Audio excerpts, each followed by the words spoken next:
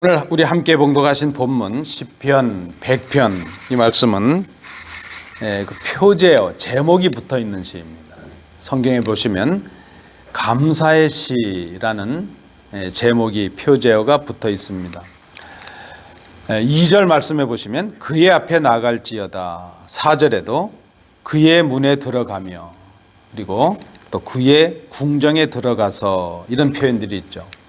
이런 표현들을 보면 이 시편 100편, 이 본 시편이 예배자들이 하나님께 드릴 감사의 예물을 가지고 성전의 문을 통과하고 또 성전의 뜰을 통과할 때 부른 노래다 하는 것을 우리로 하여금 짐작하게 해줍니다. 하나님께 예배를 드리기 위해서 각지로부터 성전을 향해서 사람들이 모여들었습니다. 그 모여든 사람들이 이제 예배자로서 성전에 올라가기 전에 하나님께서 기뻐하시는 예배를 드리기 위해서 예배를 받으실 하나님을 생각하고 또 예배를 드릴 자신들을 돌아보는 그런 시간이 필요했을 것입니다. 예배 전에 그들은 그렇게 마음을 정돈하고 성전에 들어가면서 이 노래를 불렀을 것입니다. 그럼 우리가 예배 전에 조금 일찍 나오세요, 한 10분 전에 오세요 하는 이유가 있죠. 우리도 이 시편의 이 백성들처럼 하나님께 예배하기 전에 교회 나와서 준비하고 기도함으로 우리를 돌아보고 또 예배를 받으실 하나님을 묵상하는 그런 시간들이 필요하다는 것입니다. 자, 오늘 이 본문을 통해서 우리는 하나님께 감사와 찬송으로 드리는 우리의 예배를 다시 한번 돌아볼 수 있기를 원합니다. 본문을 통해서 돌아보아야 할 우리의 감사와 찬송, 우리의 예배와 예배의 첫 모습이 무엇인가? 1절은 이렇게 기록하고 있죠. 1절에서 우리가 그 제목을 찾아봅니다. 찬송과 감사의 대상과 주체를 바르게 아는 것이다. 우리가 본문을 통해서 생각하는 예배자로서 가져야 될 첫 모습이 무엇인가? 예배 대상이 누구이신지, 또 예배를 드려야 될 주체가 누구인지 하는 것을 분명히 알아야 된다는 것입니다. 오늘 1절 이렇게 노래하고 있습니다. 온 땅이여 여호와께 즐거운 찬송을 부를지어다. 이 1절에서 우리가 찾을 수 있죠.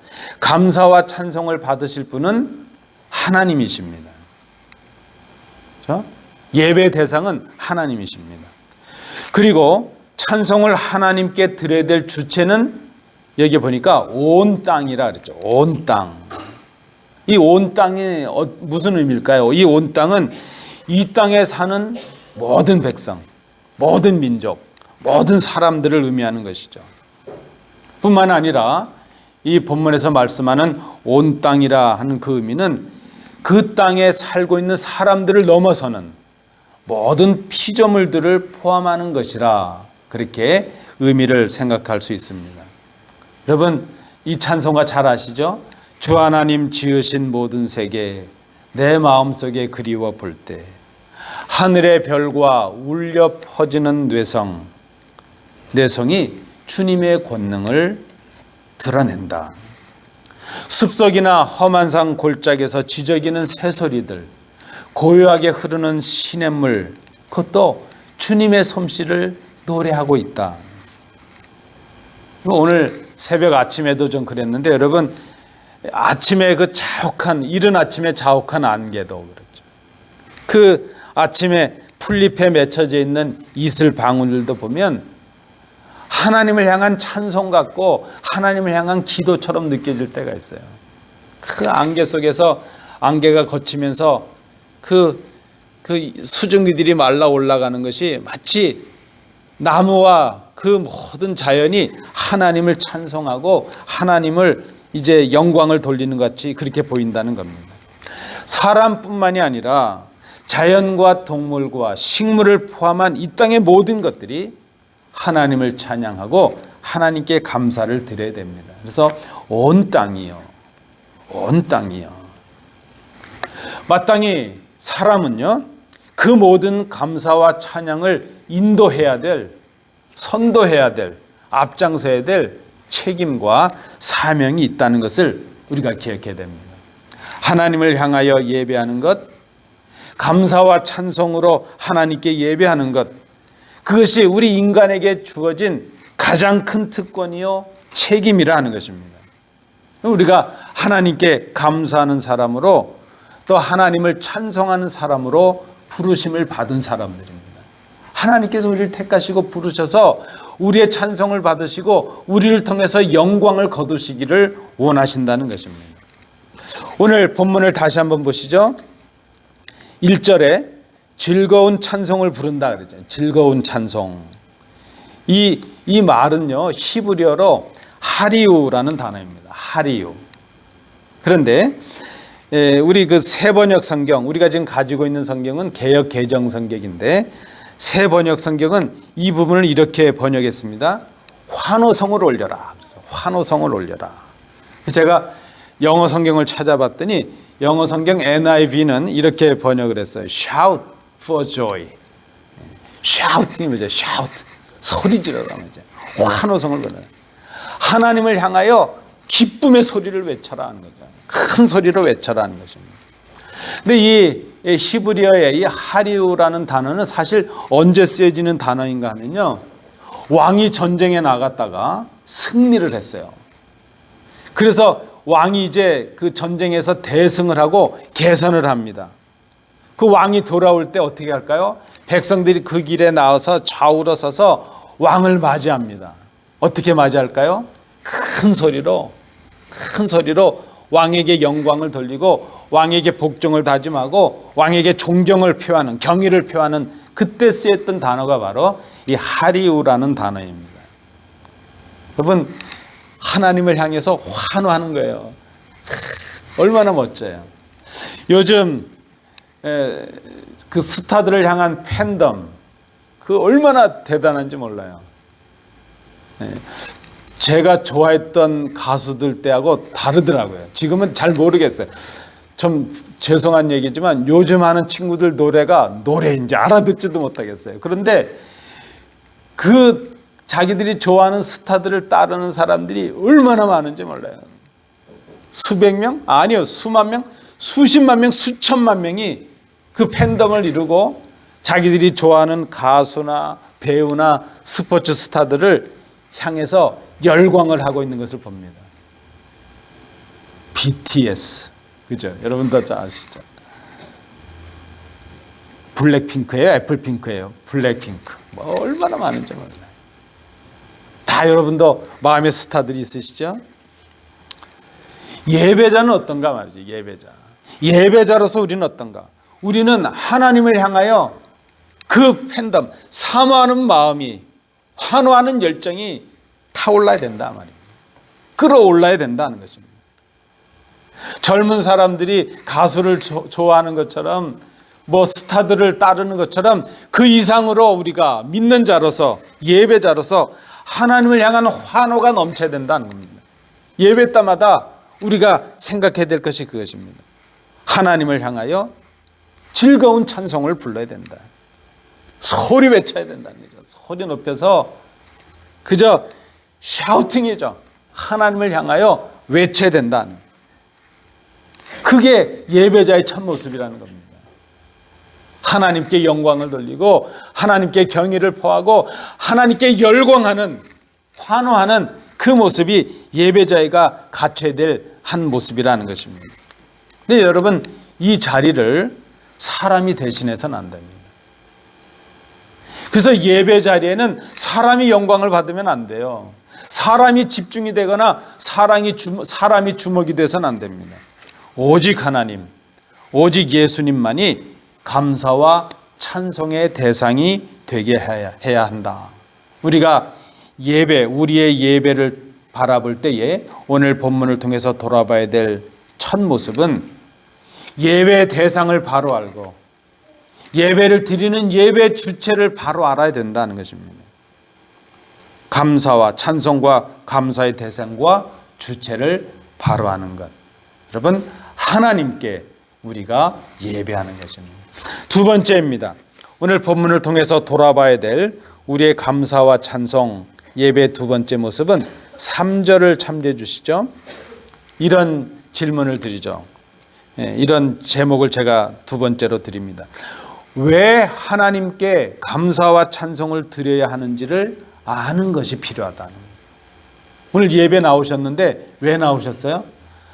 목사가 나오래서 나왔지. 주일날 어디 갈 데도 없는데 여기 나와야지.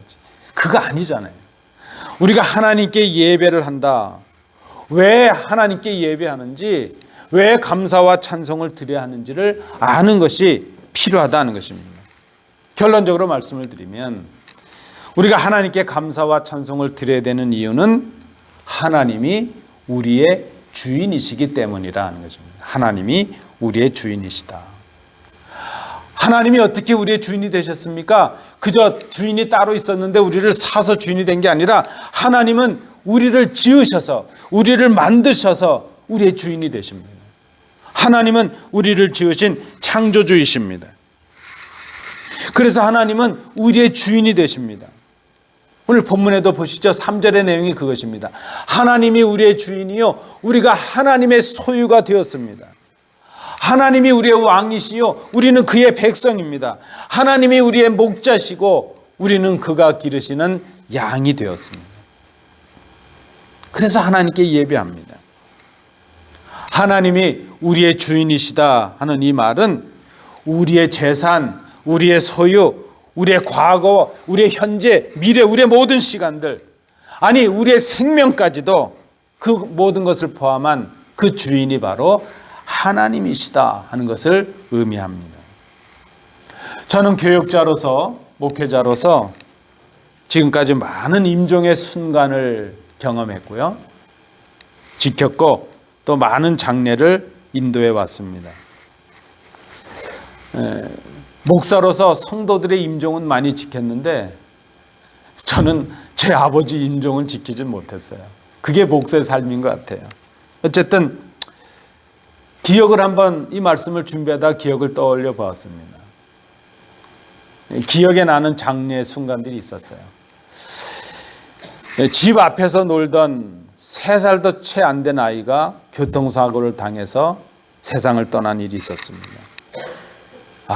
참 힘들었어요. 그 아기의 장례를 치르는데 아직 믿음이 연약한 그 부모들, 그 오열하던 부모의 모습을 잊을 수가 없어요. 아직도 그 모습이 생생해요. 뭐라고 위로할 수가 없어요. 그때 저희 큰아이도 좀 고만고만할 때였거든요. 뭐라고 위로할 수가 없어요. 아니 무슨 말을 한다고 위로가 될까? 그래서 제가 목사였지만, 그저 교육자였지만 제가 했던 거라고는 장례 일정 내내 그 빈소를 지키고 그분들 옆자리에 제가 죄인인 것처럼 앉아 있었던 그 모습, 그거밖에 할 일이 없었습니다. 아들 내외와 또 손주들과 함께 바닷가로 놀러 갔던 집사님 한 분이 자기가 보는 앞에서 아들이 빠지는 걸 보았어요. 그 아들이 실종이 되었어요. 그 집사님, 그의 눈에는 눈물이 마르지 않았어요. 눈물이 마르는 날이 없었어요. 늘 그저 눈물을 달고 사셨어요. 자식을 앞세운 것이 자기의 탓인 양, 그저 당신이 죄인이라 그렇게 그 집사님 기억이 납니다. 대학 시험을 마치고 이제 시험을 잘 봤다 그러면서 어머니에게 친구들과 함께 좀 친구들 만나고 올게요. 그리고 나갔던 아들이 나간 지 2시간 만에 싸늘한 주검이 되었어요. 그 권사님, 아들의 추도 때만 되면, 추도일만 다가오면 그저 실성한 사람처럼, 정신을 잃은 사람처럼 그렇게 된 것을 기억합니다. 우리 성도의 한 아기가 심장 수술을 받게 되었습니다. 한 2살 정도 된 아이가 심장 수술을 받게 돼서 이제 수술을 잘 끝났다 그래서 중환자실에 신방을 간 일이 있었습니다.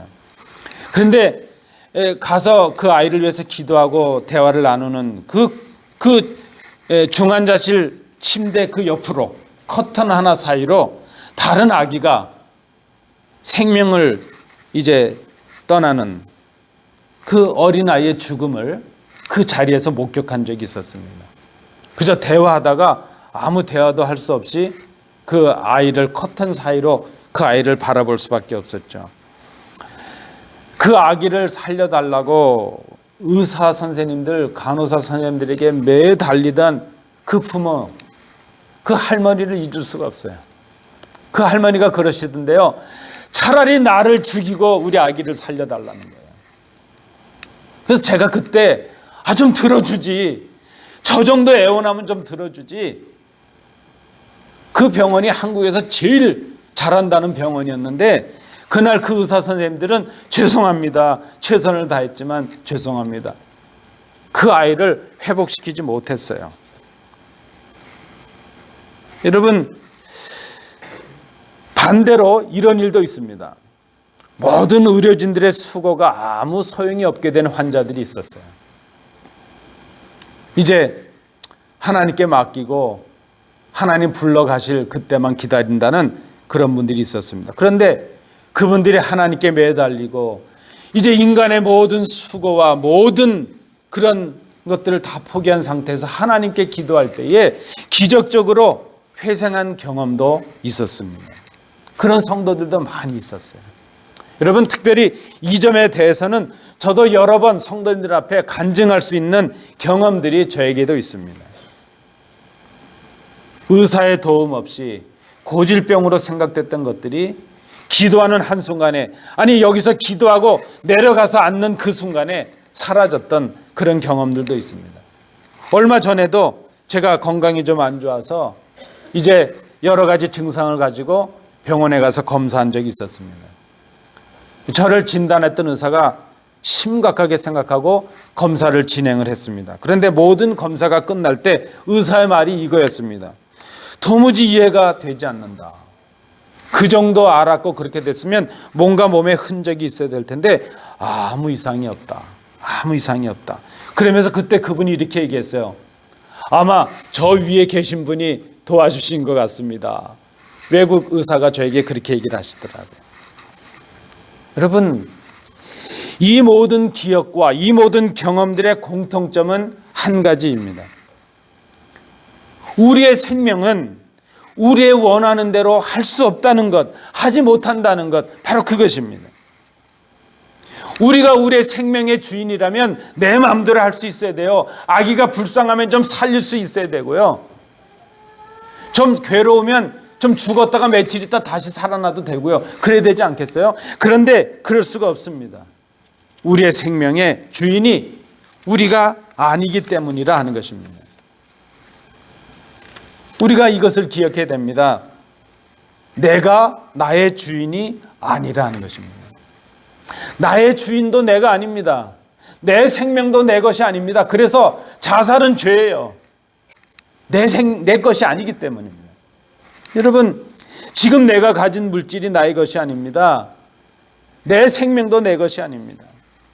말씀드린 대로 내가 주인이라면 내 뜻과 내 마음대로 할 수 있어야 됩니다. 근데 우리는 이미 알고 있지 않습니까? 내 인생이라고 해서 내 마음대로 할 수 있는 것이 아니라는 것입니다. 우리 자녀들의 인생, 부모님들이 마음대로 할 수 없어요. 내 인생도 마음대로 할 수 없는데요. 안 된다는 겁니다. 내 생명도 내가 원하는 대로 연장하거나 단축하지 못한다는 것입니다. 모든 것이 우리를 지으신 하나님께 달려 있습니다. 왜요? 하나님이 주인이시기 때문입니다.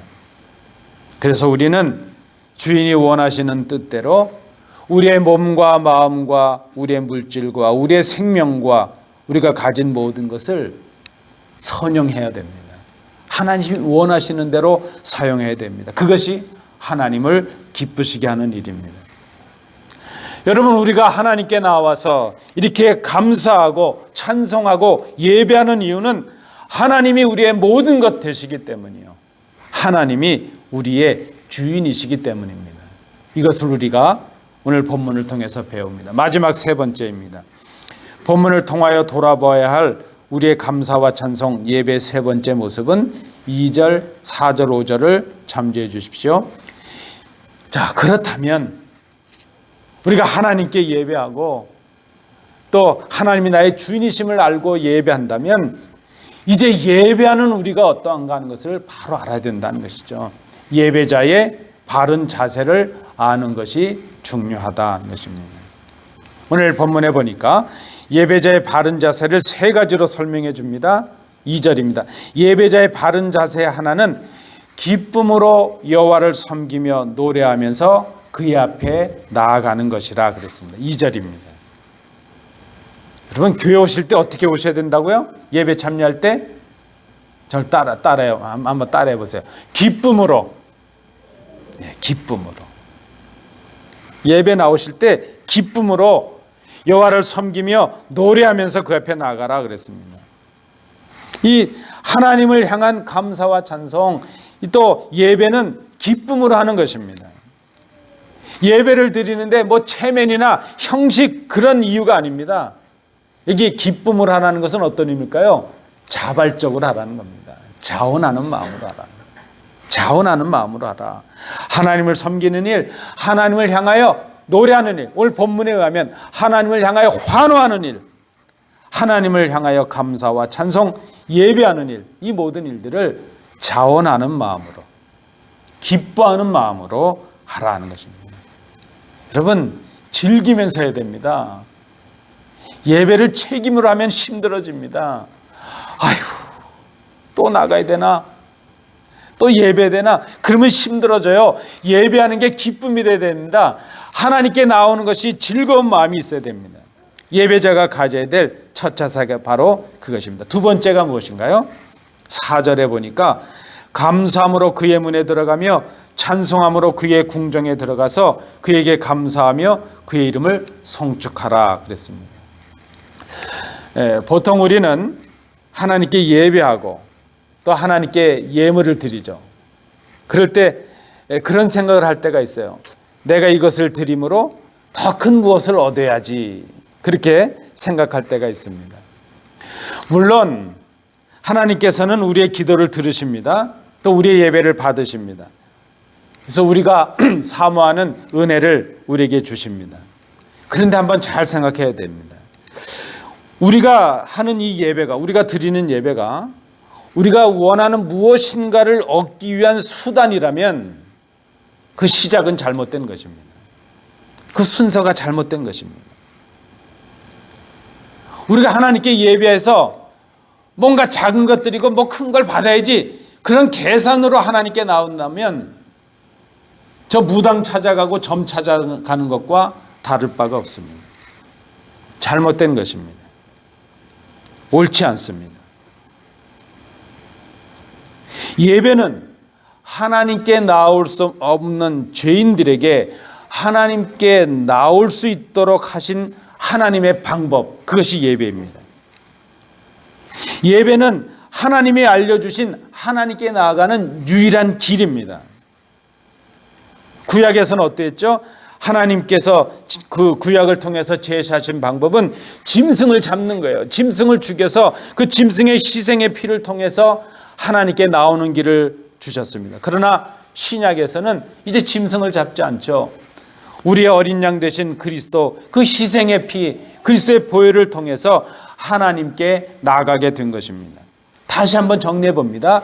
예배는 그리스도를 통해서 하나님께 나아가는 길입니다. 이 예배 자체가 목적이 아니라 이 예배를 통해서 하나님을 만나는 거예요. 이 예배를 통해서 하나님께 영광을 돌리는 거예요. 그것이 바로 예배라는 겁니다.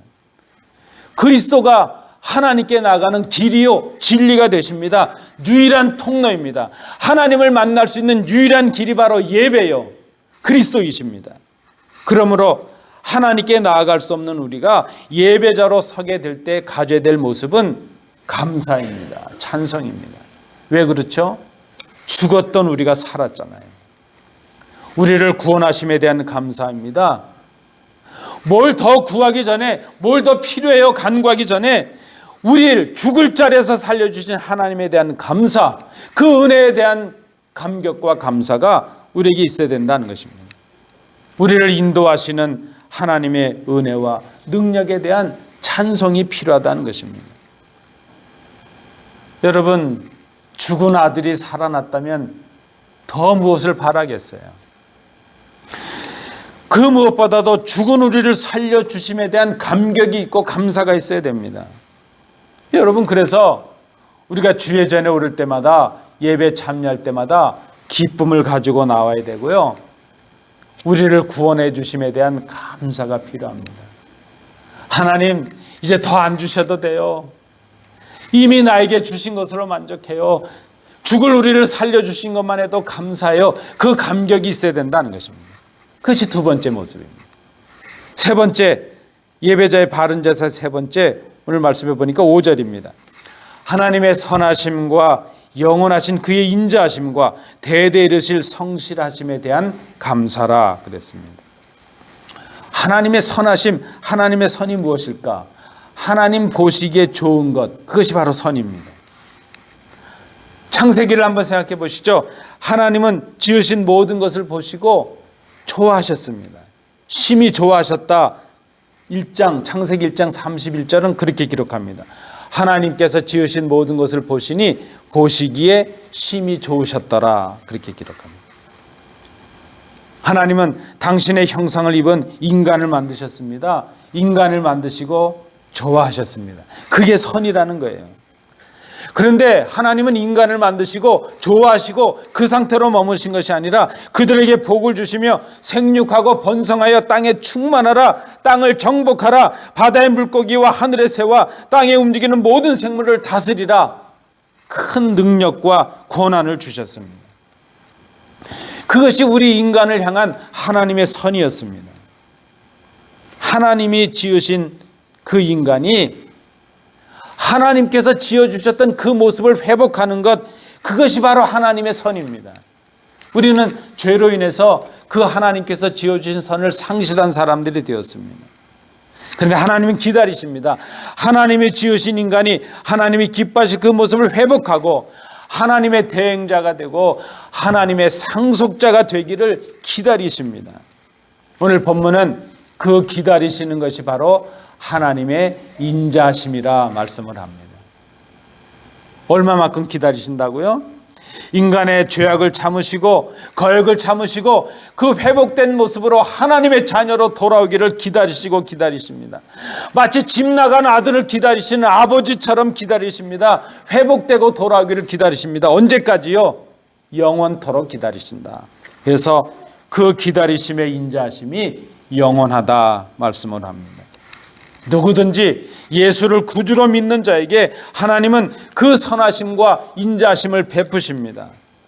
그 약속을 지키십니다. 그래서 우리는 그것을 하나님의 성실하심이다 그렇게 말을 합니다. 사랑하는 성도 여러분, 우리가 드리는 한 시간의 예배에 우리의 삶이 바뀝니다. 하나님께로부터 더 멀어질 것인가, 하나님께로 더 가까이 나올 것인가가 결정이 됩니다. 매주일 예배 참여할 때에 기쁨과 열렬한 환호를 가지고 참여할 수 있기를 원합니다. 우리를 구원해 주심에 대한, 은혜를 베푸심에 대한 감사와 감격이 있기를 원합니다. 그리고 우리를 하나님의 대행자요 상속자로 살아가기를 원하시고 기다리시고 그 뜻을 우리를 통해 이루시기를 원하시는 그 하나님의 성실하심을 찬양하는 것이 중요합니다. 이것이 오늘 본문이 말씀하고 있는 우리가 갖춰야 될 예배자의 자세라는 것입니다. 말씀을 맺습니다. 우리가 감사절기를 지나고 있잖아요. 우리가 하나님께 드려야 될 가장 큰 감사가 무엇일까? 그것은 예배입니다. 하나님을 향한 찬송입니다. 마음으로 또 기도함으로 준비된 예배를 드려야 됩니다. 일주일에 적어도 하루만이라도 예배를 생각하고 하나님을 생각하고 예배해야 될 우리 자신을 위해서 기도해 주시기 바랍니다. 우리의 예배가 하나님께 나아가는 유일한 길입니다. 우리의 예배는 하나님을 향한 감사요 찬송입니다. 오늘 본문을 통해서 우리가 생각해 봅니다. 우리의 예배의 대상은 오직 하나님이십니다. 사람은 예배를 받는 사람이 아니라 그 예배를 드리는 주체가 되어야 됩니다. 왜 하나님께 예배해야 합니까? 하나님이 우리의 주인이시기 때문입니다.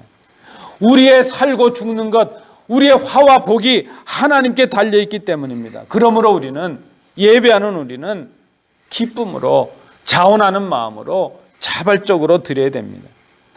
이미 베푸신 은혜에 대한 감사함으로 예배해야 됩니다. 죄인된 우리를 용납하시고 그 하나님의 형상을 회복하는 하나님의 대행자요 하나님의 상속자들이 되기를 기다리시고 또 이루시는 하나님의 선하심과 인자하심과 성실하심에 감사하고 찬송할 수 있어야 됩니다. 이것이 우리가 모여서 예배하는 목적이요 자세입니다. 그리고 이런 예배가 드려져야 우리의 삶으로 흩어져서 예배자의 삶을 살아갈 수 있게 됩니다. 모이는 예배가 있고 흩어지는 예배가 있습니다. 이것이 우리가 드려야 될 예배요 감사와 찬송입니다. 감사절을 지나면서 진정으로 우리를 돌아보고 하나님께 바른 예배를 통해서 감사와 찬송으로 나아가시는 복된 성도들 되시기를 축복합니다. 기도하겠습니다.